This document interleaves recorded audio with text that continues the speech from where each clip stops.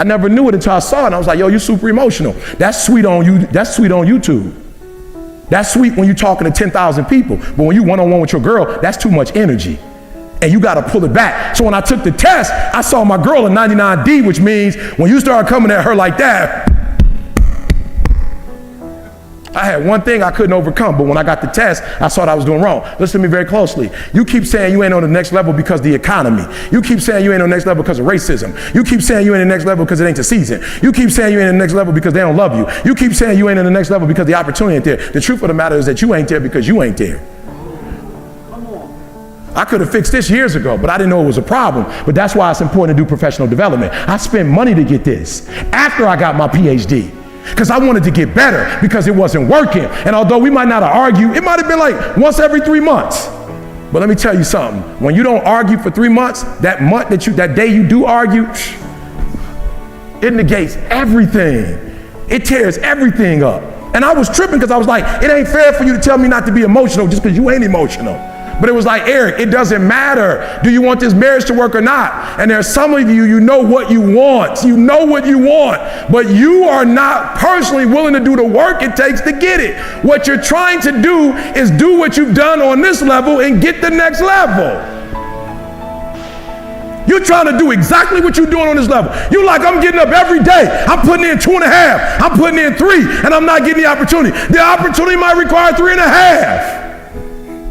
I'm lifting weights. I'm eating right, and I'm not getting the opportunity. It might require getting up and working out 3.5. It might require you saying no to your friends. It might require you changing your diet. It might require you moving to another city. Whatever it takes, you got to be willing to do it. And you keep saying you're not there because of something else, because it's easier to blame somebody else. Because now you don't got to do no work when you blame somebody else. Guess who got to do the work? They got to do the work. But guess who got the power? They got the power. How many of y'all tired of other people having the power? Let me see your hand. You want the power. I'm just being real, hands down. Hands down. Think about what I just said. How many of you want the power? Let me see your hands. Good. Write down next to your crazy idea some of the things that you know you're doing wrong that's messing up what you're doing. Come on, I want y'all to take my time. I want y'all to get this. So with this DISC assessment, I saw how my daughter's a high C. And when you look at a high C, it's like they're very methodical, cautious. You see that, y'all? Careful. And I would get up and imagine me taking my 99I and putting her on her 99C. It was a disaster. I used to think my daughter didn't like me because she would be in her what? Just imagine if you like a C, that's like, you know, you reserved, she would come home and go where? To her room. And I would think that she didn't like me. Because my son would come home and do what? Because he got a nice lot of eye in it. He'd come home and do what? Be in my face. What up, blood, blood, blood. Dad, you can't believe what happened at school today. It was out of control, Dad. In practice, I got 2 fumble returns. You couldn't see it. And my daughter come in, hi, Dad, go straight to her room.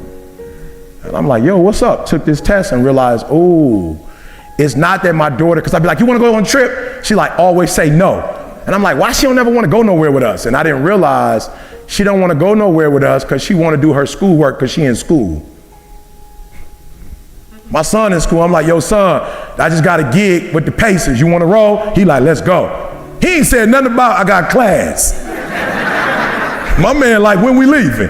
I'm like, actually, we got to leave later on tonight. He like, my stuff already packed. I knew you was going to call about a trip like that. I could just feel it in my spirit. Let's roll. My daughter like, I can't do it. I got tests. I say, your test is in 2 weeks. I got to study for my test. The test is in 2 weeks, but the studying is today. I was like, oh, I didn't even know it worked like that. You know what I'm saying? Like, I never even put that together. Like, I just be ready on test day. She's like, no, you actually have to study to know what to do on the test day. But guess what? When I started saying to my daughter, 48 hours in advance, a week in advance, we going on a trip, guess what she started saying? Yo, I can roll. Because I gave her enough time to do what?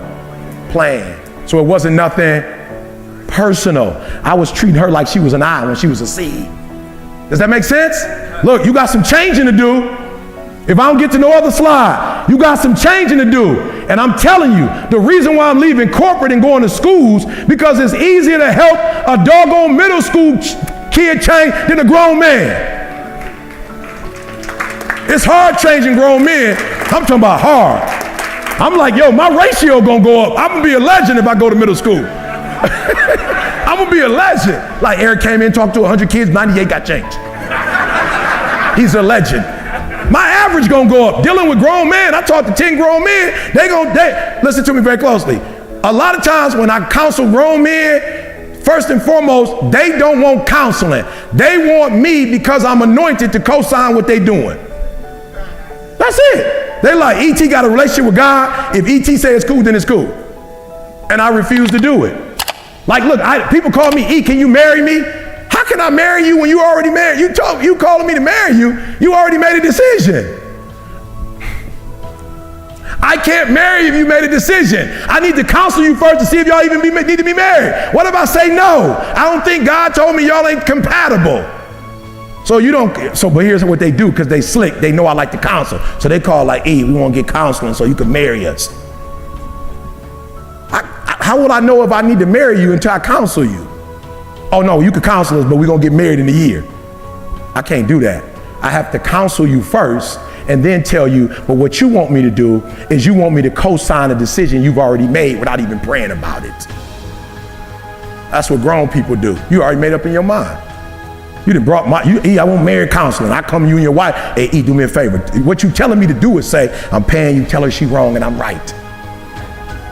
Just go in there for me real quick and tell her my side. I need you to help her to see how I see. She's not getting it. I'm like, bro, I'm gonna need some time. You might not even see right. You got me co-signing some foolishness. Are you hearing what I'm saying? I'd rather do elementary kids than grown men. Elementary kids, they've been broke, but they ain't broke yet. Grown people broke. It's easier to help somebody who is broken at a young age than a 50-year-old, a 40-year-old, a 30-year-old. You understand what I'm saying? So what I'm telling you to do, since you hate being told what to do, you're gonna have to fix yourself since you don't like nobody else telling you what to do. And because you're not willing to pay for a coach, you're gonna have to coach yourself. Does that make sense? So I want you to write down honestly. Write it down real quick. Write it down. Let's go to the next slide. Honestly, write it down. I want you to write it down for me real quick. Write down, what are you doing right now that you know that's killing the game? Write it down. I'm gonna be honest with y'all. There was a time when I used the race card. Anybody in here ever used a race card before? Let me see your hand. You for real, you used a race card. For real. And is it real? Oh, it's real. But is it real? No. Because when you use a race card, who has the power? Good. We don't even know who got the power. Good. Can I get some water? All right, watch this. Real quick, watch this. So we just bought a building, y'all. This is crazy. We just bought a building, right? And what I didn't know, because I'm new to the game, when you buy a building, you buy it in the neighborhood, and although you own it, you don't what? You don't own it all the way. Who makes the decisions? The city. So we done bought this building. I'm about to try to turn it into church. The city didn't say nothing to me about what I could and couldn't do till after I bought it. Then when I bought it, they like, we don't even know if we're gonna give you a permit to do what you're trying to do. When I tell y'all, we went to a meeting, and we in the backwoods of Michigan. We go to the city council meeting. We all African American. It's Caucasian.